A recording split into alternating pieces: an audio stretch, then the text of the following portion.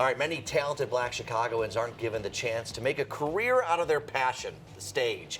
Perceptions Theater is changing that. Jelon Jenkins joins us now. I can call you Jay, though, right? Of course you can. Jay, what do you love about theater? Why is it so important to you? What I love about theater would have to be the fact that theater is the only artistic form where I feel like the audience has an impact on what is on stage. Being an artist, you can directly see how the audience is feeling about a piece while you're on stage. And I think that that's something that you can't take away from theater, is that community connection that we strive to build upon and achieve in our theater. Well, see, when I think of the theater world, I think of this very progressive, forward-thinking place. But there's a lot of blind spots, too, including hiring and paying Black actors, playwrights, and directors. Absolutely. You're absolutely correct on that, and it's something that we try to change at our theater. I think it's easy for a lot of other theaters to be blindsided. It's very hard for them to realize their missteps, and with having a theater that is controlled and operated by Black and brown people, we have a special focus on those people, and so we do a better job of not overlooking those people. Yeah, do you think it's that the other theaters, do you think it's malicious on their part, or do you think that it's just because a lot of the owners of these theaters and the management are traditionally white men? Yes, straight cis hetero men, yes, no, for sure. I think that is a huge part of the problem. It's harder to see people if you're not accustomed to seeing those people or seeing those struggles. And our point is to reach out to Black and brown people so that they can tell their stories. It's important that they tell their stories versus their stories being told by another person.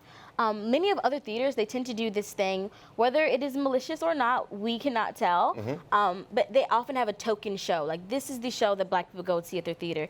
This is the show Hispanic people can see at their theater. This is the one Asian lead that they'll have this year. And the rest of the show will be by, traditionally white, cis hetero authors or writers. They check a box. Yes, absolutely, absolutely. Which leaves other boxes to be unchecked. Right. And so I love what you guys do. It's a mission that is not only about just putting on shows like you guys have been doing, but it's also about setting up careers. I mean, there are a lot of barriers of entry for people trying to get in this world that you try and bring down a little bit. Exactly. We are a full-service theater company, and we're very proud of ourselves for that. Full service just means we offer classes, workshops, talkbacks, and headshots. Headshots was a big hurdle for me as a young actor. Headshots can often be very expensive. That's a resource that people don't have right away. You get told to go somewhere that's a lot more expensive than a young actor can afford. Someone in college can't afford $600 headshots, which is why we try our best to offer them options that they can go to, and they'll have someone that we've worked with before that we know is of quality and that can get them what they need. Yeah. That's our goal. Yeah, for sure. I know you guys just had a festival that was live, but also can be seen virtually. Tell us a little bit about it. Absolutely. That's our BIPOC Play Festival. Now, when we first opened Perceptions, sadly, COVID had just happened, so we were immediately shut down. And that could be a little intimidating for us, but we dived headfirst into having virtual shows. And now that we've had our first in-person show this year with our BIPOC Play Festival, that's been amazing because now we've decided to make the stance to be virtual and in person.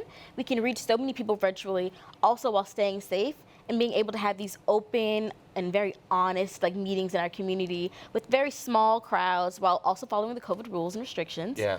That's the most beautiful part about it, I feel. It was worrisome at first, but now it's a staple of our festival. That's great. I love that you guys are doing this and hopefully changing the other theaters too while you do it. Thanks for coming by, Jay. I appreciate it. Thank you so much. Yeah, you can still watch and see more information about Perceptions Theater on social media or at PerceptionsTheatre.org. And don't forget to catch an all-new episode of It's All Good, our podcast. We drop it every Thursday wherever you listen to your podcasts.